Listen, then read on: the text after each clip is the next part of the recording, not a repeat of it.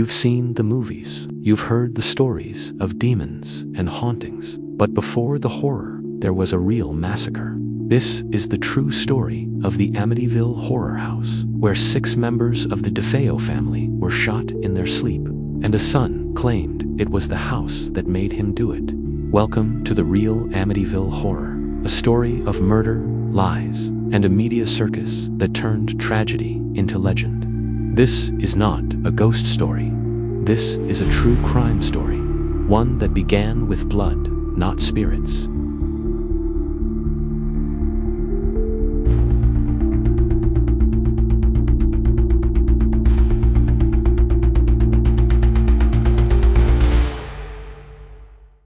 The DeFeo family lived at 112 Ocean Avenue in Amityville, New York, a quiet coastal town on Long Island.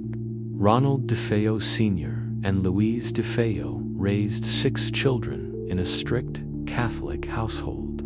The family ran a local business, Henry's Bar, and appeared to be stable from the outside. But behind closed doors, things were different. Ronald Sr. was known to be authoritarian and harsh. His eldest son, Ronald DeFeo Jr., had a troubled relationship with him, marked by arguments, violence, and resentment. Butch was in his early 20s, worked at the bar, and struggled with alcohol, gambling, and debt.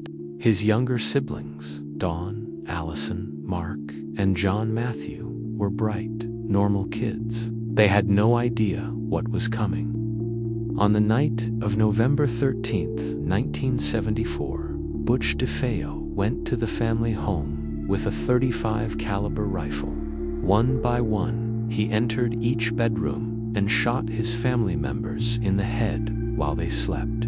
Ronald Sr. shot once in the head.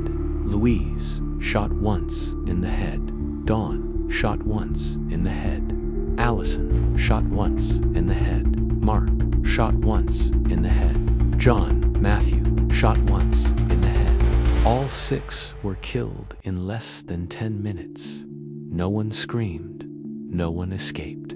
Butch claimed he didn't. T remembered doing it. That voices in the house told him to kill them. He called a friend and said, "They're all dead." Then he went to a bar and had a drink. Police arrived at 112 Ocean Avenue and found the bodies in their beds, all shot in the same way, execution style. Butch was arrested and charged with 6 counts of murder. During the trial in 1975, he claimed he heard voices, demonic or psychological, that made him do it. His defense argued he was suffering from paranoid schizophrenia and was not responsible for his actions. But prosecutors presented evidence that he had a history of violence, was in massive debt, stood to inherit the house, moved the bodies slightly to make it look like a robbery. After a dramatic trial, the jury didn't believe him. He was found guilty of second-degree murder and sentenced to 25 years to life.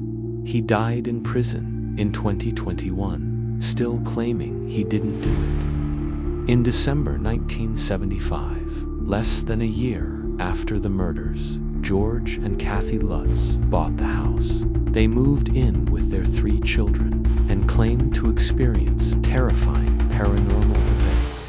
Doors slamming, cold spots, a red-eyed pig-like creature, voices whispering, a priest being pushed down the stairs.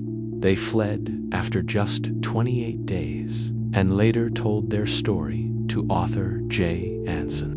Then came the movies, over a dozen of them. But was it real or was it a hoax? Over the years, investigators, journalists, and skeptics have debunked many of the Lutz family's claims. No evidence of paranormal activity was ever recorded.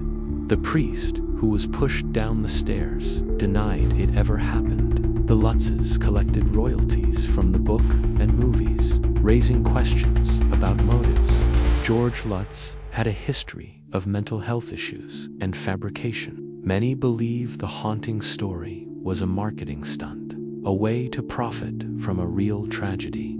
The real horror wasn't ghosts. It was a man who murdered his family in cold blood, and a media machine that turned their pain into entertainment. The Amityville Horror House is not haunted by spirits, it's haunted by memory.